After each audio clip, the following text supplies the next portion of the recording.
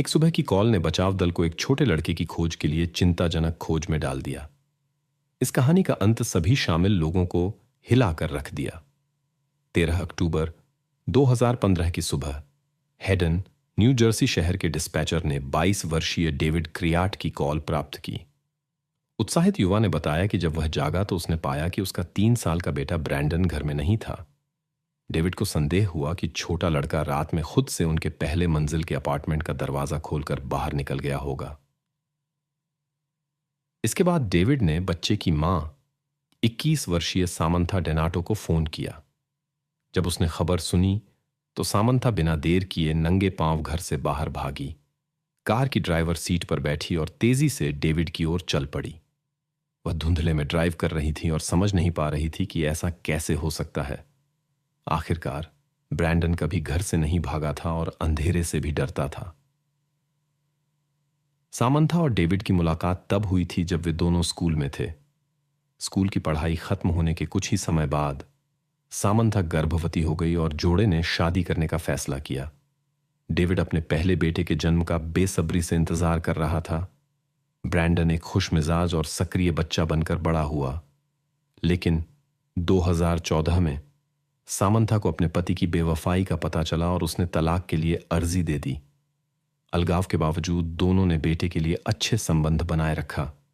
David Brandon से बेहद प्यार करता था और सप्ताहांत में उसे अपने पास लाता था और एक समर्पित पिता के रूप में जाना जाता था। 12 अक्टूबर 2015 एक साधारण दिन जैसा लग रहा था। डेविड हमेशा की तरह अपने बेटे को अपने पास ले आया। किसी को अंदाजा नहीं था कि जल्द ही कुछ अप्रत्याशित होने वाला था। अचानक पुलिस स्टेशन में हलचल मच गई। एक लड़के के लापता होने की चिंताजनक खबरें आने लगीं। जल्दी ही एक खोज दल का गठन किया गया। पुलिस गश्ती दल, कुत्तों के साथ प्रशिक्षक और स्थानीय स्वयंसेवक, सभी समझ गए समय उनके खिलाफ खेल रहा था। हर मिनट कीमती था। जांचकर्ता ने लड़के के पिता डेविड क्रियाटो से मुलाकात की। स्पष्ट रूप से वह व्यक्ति बहुत चिंतित था। उसने बताया कि उसने अपने बेटे को आखिरी बार शाम को देखा था, जब उसने उसे बिस्तर पर सुलाया था।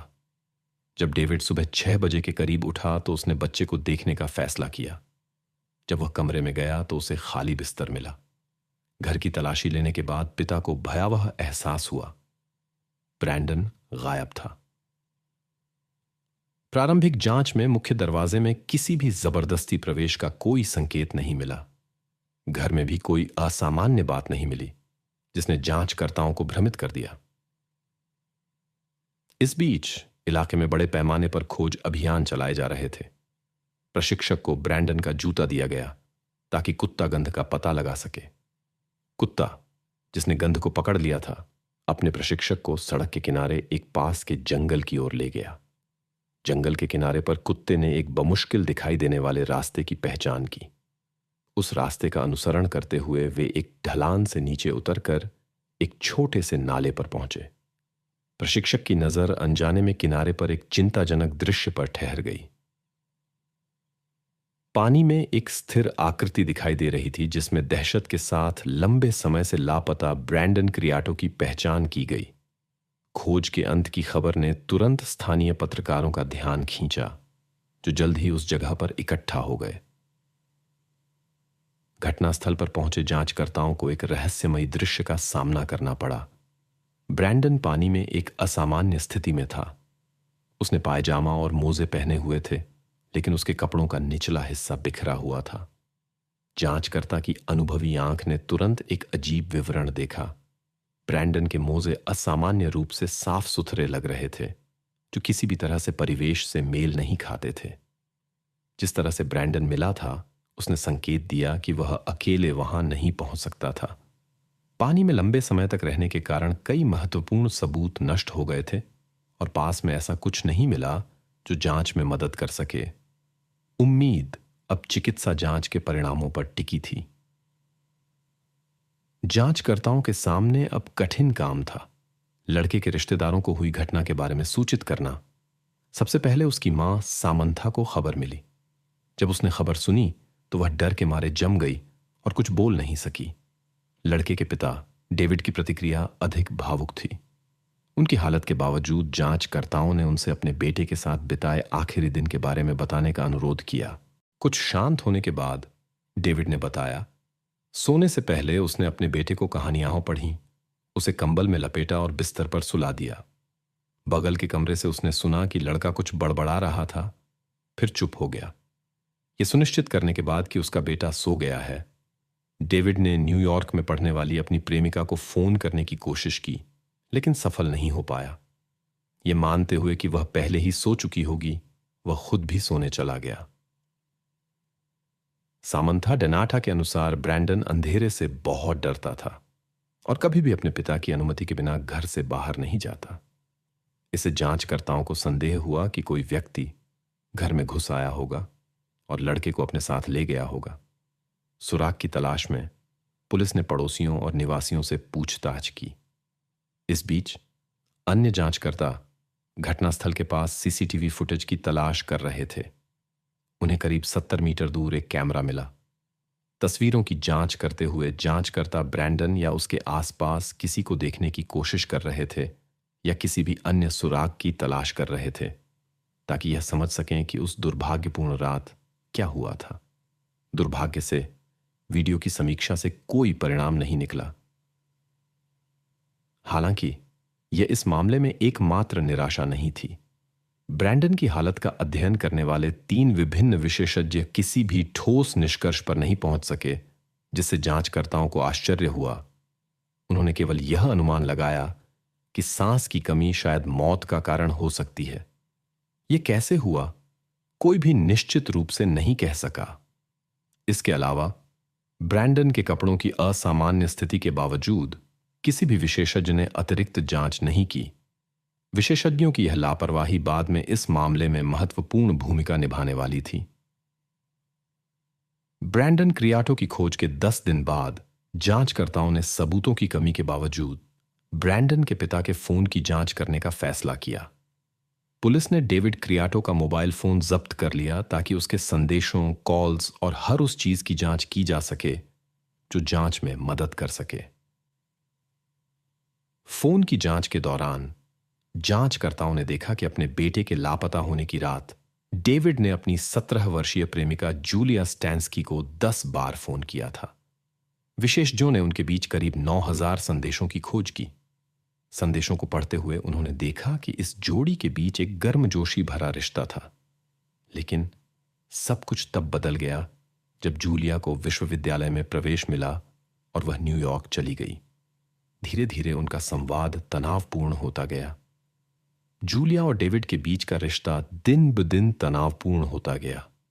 जूलिया ने कई बार संकेत दिया कि वह इस संबंध को समाप्त करना चाहती थी और अन्य प्रशंसकों का भी जिक्र किया।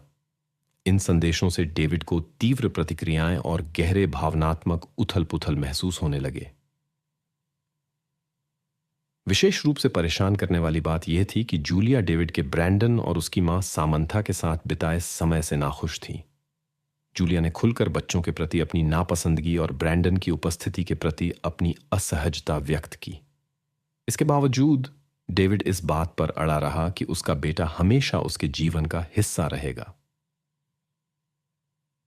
इस संवाद की जांच करने के बाद जांचकर्ताओं ने जूलिया स्टैंस्की से बात करने का फैसला किया। यह सामने आया कि वह उस सप्ताहांत हेडन में थी जब ब्रैंडन के साथ दुर्घटना हुई।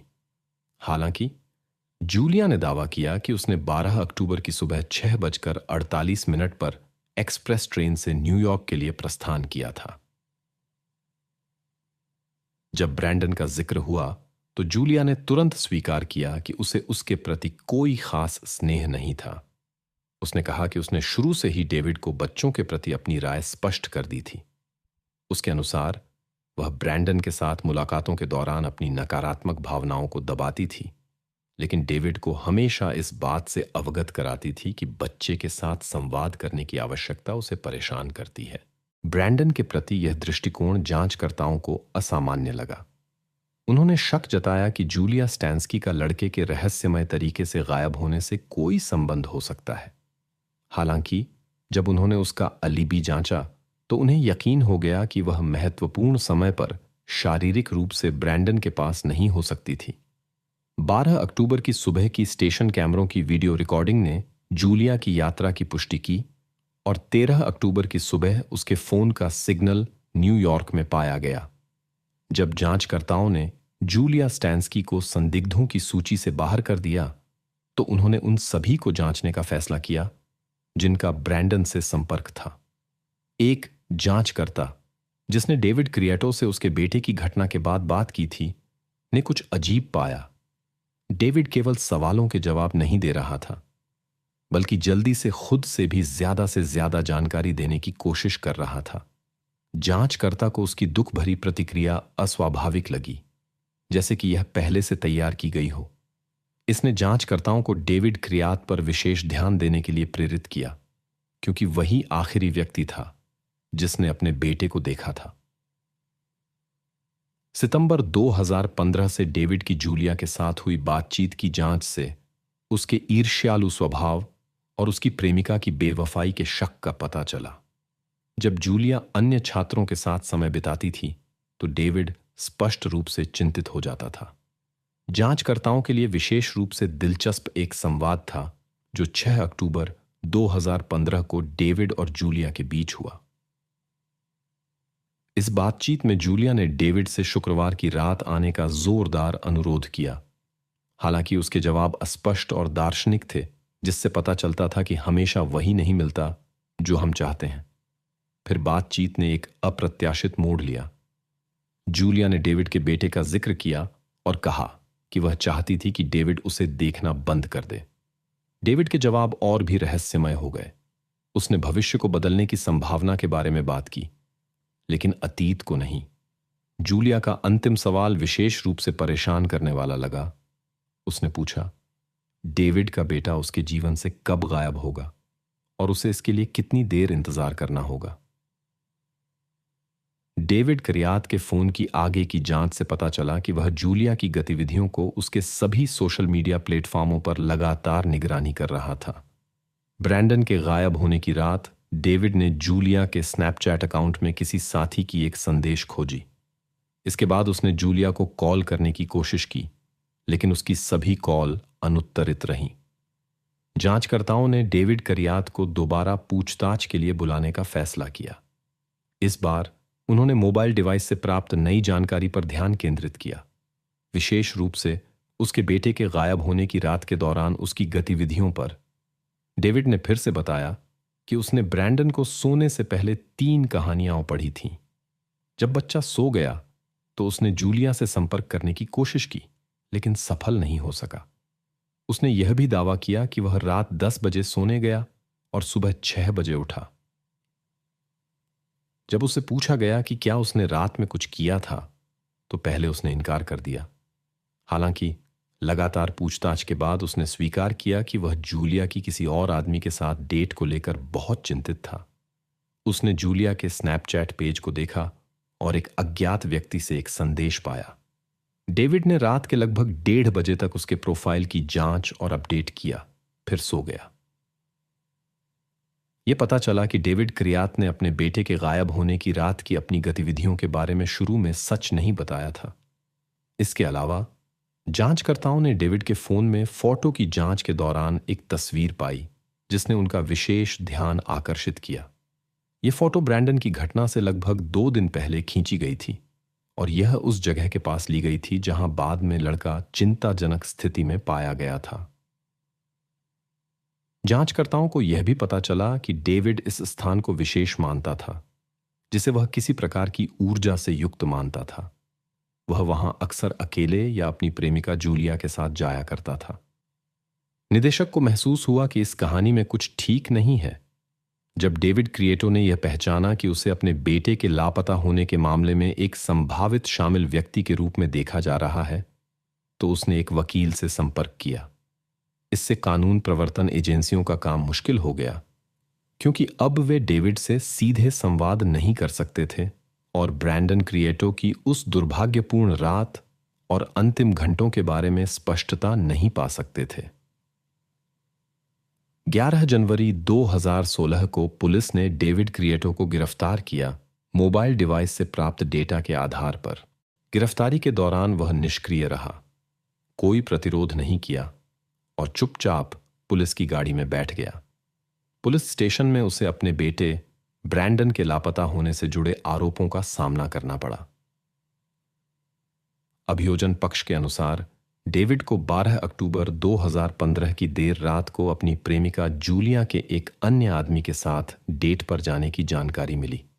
ईर्ष्या और निराशा से अभिभूत होकर उसने संभवतः यह निर्णय लिया कि जूलिया की चाहत के अनुसार अपने बेटे को हटाने से उसकी संबंध बचाया जा सकता है। इसके बाद जांचकर्ताओं का मानना है डेविड ब्रैंडन को एक ऐसी जगह ले गया जो उसके लिए खास थी और जहां वह अक्सर जूलिया के साथ जाता था। उसने अपने बेटे को एक नाले के पास छोड़ दिया और शांति से घर लौट आया। सुबह के समय डेविड ने बचाव दल को फोन किया और ब्रैंडन के लापता होने की रिपोर्ट दर्ज कराई ताकि खुद से संदेह को दूर कर सके। 2016 की शुरुआत में ब्रैंडन के रहस्यमय लापता होने से जुड़े एक लंबी अदालती सुनवाई शुरू हुई। जूलिया, जो हाल ही में 17 साल की हुई थी, इस मामले में एक गवाह के रूप में पेश हुई बिना किसी संदेह के। हालांकि जांच में कई कठिनाइयां में आईं। प्रत्यक्ष सबूतों, आनुवंशिक निशानों और चश्मदीद गवाहों की अनुपस्थिति और चिकित्सा परीक्षणों के अस्पष्ट परिणामों ने जूरी को एक सर्वसम्मत निर्णय पर पहुंचने से रोक दिया। नतीजतन पुनः सुनवाई का आदेश दिया गया। इस घटनाक्रम से जांचकर्ताओं और ब्रैंडन के परिवार के सदस्यों को आश्चर्य हुआ। सभी को स्पष्ट था, यदि दूसरी सुनवाई में जूरी को डेविड की संलिप्तता पर फिर से संदेह हुआ तो वह पूरी तरह से बरी हो सकता है और रिहा किया जा सकता है। नई सुनवाई उसी साल जुलाई के शुरुआत में तय की गई थी। हालांकि तय समय से ठीक पहले डेविड ने अप्रत्याशित रूप से एक दोष स्वीकार समझौता करने का प्रस्ताव दिया। अपनी आधिकारिक घोषणा में उसने केवल इतना स्वीकार किया कि उसने ऐसी स्थिति पैदा की जिसमें उसका बेटा सांस नहीं ले पा रहा था, बिना किसी अतिरिक्त विवरण या इस घटना के कारण को बताए।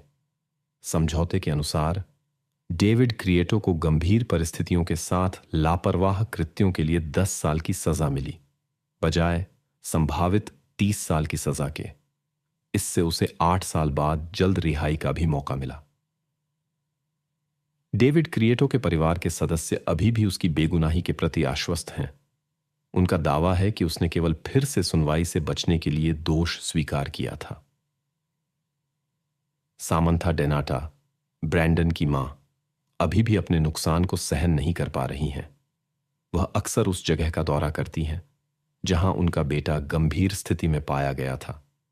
निवासियों ने पास में ब्रैंडन की याद में एक स्मारक पट्टिका वाली बेंच स्थापित की है। वहां बैठकर सामंथा अपने बच्चे को याद करती हैं और सोचती हैं कि वह व्यक्ति जिसे उन्होंने कई वर्षों से जाना कैसे इतनी भयानक घटना का कारण बन सकता है जिसने उन्हें इतना दुख दिया।